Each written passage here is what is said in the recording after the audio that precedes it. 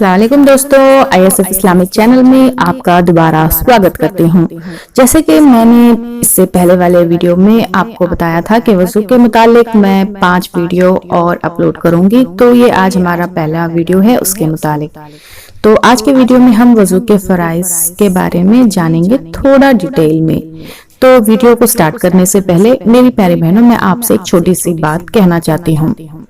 बात यह है कि आप अगर पेरेंट्स हैं या आप बच्चे हैं या कोई टीचर हैं, आप कोई भी हैं, तो आपसे एक छोटी सी दरखास्त है कि अगर आप अपने बच्चों को कहीं मदारिस में या मकतब में पढ़ने भेजते हैं, तो मेरी प्यारी बहनों, आप उनके उस्तादों को बताइए कि आप बच्चों को रटा कर नहीं बल्कि हर सबक को समझाकर पढ़ाएं।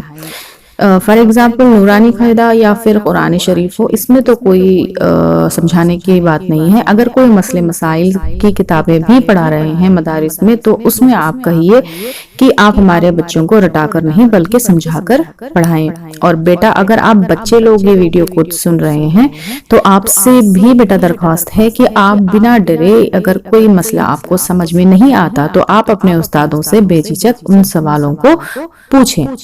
ऐसा ना हो कि उस्ताद के डर से आप पूछे नहीं, तो आपको हमेशा के लिए वो एक क्वेश्चन मार्क रह जाएगा।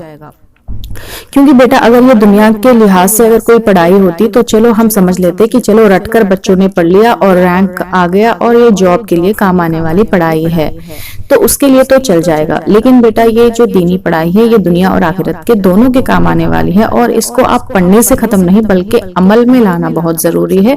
तो उससे पहले आपका समझना जरूरी है। अगर आप सिर्फ रट के एग्जाम पास करेंगे या फिर आप कोई सर्टिफिकेट अगर आप कोई ले लेंगे, तो उससे कोई भी फायदा नहीं होगा।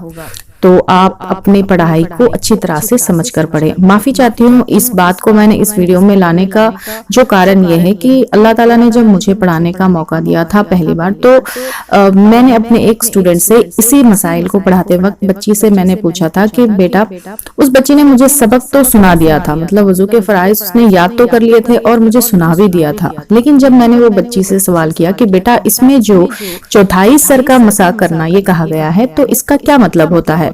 तो उस बच्ची ने बताया कि आपा मतलब पानी में हाथ को डुबाकर सिर पे उसको फेरना है। मैंने बोला अच्छी बात है बेटा, तो अगर इसमें चौथाई हिस्सा कहा गया है तो इसका क्या मतलब है? तो वो बच्ची मुझे इस तरह से देखने लग गई, उसके पास कोई जवाब नहीं था। तब मुझे समझ में आया कि बच्ची ने रटकर मुझे सुनाया, बल्कि उसको समझ में नहीं आया कि इसमें कहा क्या जा रहा है। तो इसी तरह मेरी प्यारी बहनों, ये वीडियो का जो मसला है मैं आपको आगे बताऊंगी। तो चलिए बिना देरी किए, और देरी के लिए माफी चाहती हूँ, चलिए बिना देरी किए हम आगे बढ़ते हैं। तो पहली जो बात थी वजू में, जैसे कि वजू के फराइज 4 हैं। पेशानी के बालों से थोड़ी के नीचे तक, एक कान से दूसरे कान तक चेहरा धोना। तो मेरी प्यारी बहनों, इसमें ये कहा है कि जैसे कि आपकी जो हेड यानी फोरहेड की पहले बाल जहाँ से शुरू होते हैं वहां से लेकर आपकी थोड़ी के यानी जिसको चिन कहा जाता है, और एक कान से दूसरे कान तक पूरा चेहरा आपको एक बाल बराबर भी सूखे बगैर धोना है। तो मेरी प्यारी बहनों, इसका ये कहने का मतलब है। और जो दूसरी पॉइंट है वो ये है कि आपको दोनों हाथ कहनियों समेत धोना है, यानी आपके हाथ के शुरुआत से शोल्डर के बीच में जो हड्डी आपको आती है उसको कहनी कहा जाता है, वहां तक आपको सामने पीछे अच्छी तरह से मल कर आपको अपने हाथों को धोना है। और तीसरा जो है चौथाई सर का मसा करना। चौथाई सर का मसा यानी भीगा हुआ हाथ फेरना है। अब जैसे कि मैंने आपको इससे पहले कहा था कि चौथाई सर का मसा करना क्या होता है, तो जैसे कि फॉर एग्जाम्पल आप समझिए कि 1 रुपए कॉइन में अगर 4 हिस्से कर दिए जाए तो 25 पैसे यानी 1/4 हिस्सा जो होता है।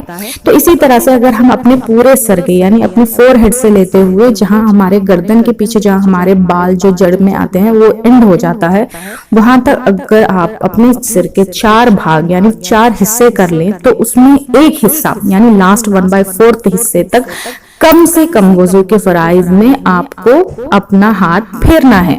अगर आप जल्दी जल्दी में यहाँ कहीं जाने के चक्कर में आपने जल्दी अपना हाथ सिर्फ भीगा हुआ थोड़ा सा फेरा, यानी उसमें क्या है अपने चौथाई हिस्से तक यानी 1/4 हिस्से तक भी नहीं, अगर आपने अपने हाथों को फेरा, सिर्फ उसमें 2 उंगलियों के बराबर बस भीगा था और मतलब आपके बाल आपके तर हुए थे, बाकी हिस्सा अगर नहीं भीगा था तो आपका वजू मुकम्मल हुआ ही नहीं।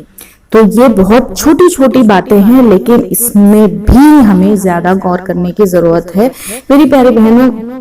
तो अगर हम समझिए पूरा सर अगर हम अपना हाथ फेरते हैं तो वो सुन्नत में शामिल हो जाता है, फर्ज भी अदा हो जाता है, वो आपको एक्स्ट्रा सवाब लाने वाला। लेकिन फराइज में क्या है, आपको कम से कम तो 1/4 हिस्सा आपके सिर का कम से कम आपको मसा करना है, यानी आपका भीगा हुआ हाथ कम से कम आपको वहां तक फेरना है। तो आपके सिर के 4 हिस्से कर लीजिए, जहां तक लास्ट हिस्सा आपका 4th हिस्सा यानी आता है, तो वहां तक आपको कंपलसरी क्या है आपका हाथ फेरना चाहिए। तो ये इसका मतलब होता है कि 1/4 यानी चौथाई हिस्सा आपका सर का मसा करना।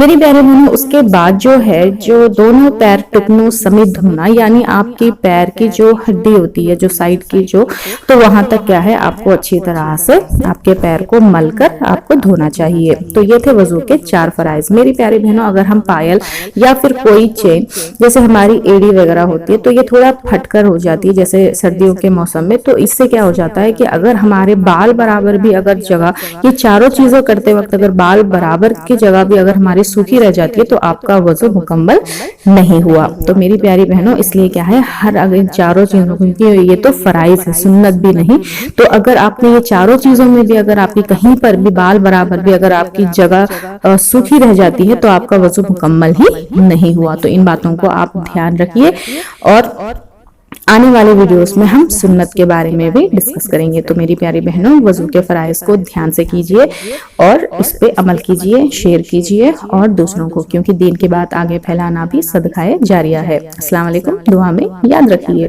खुदा हाफिज।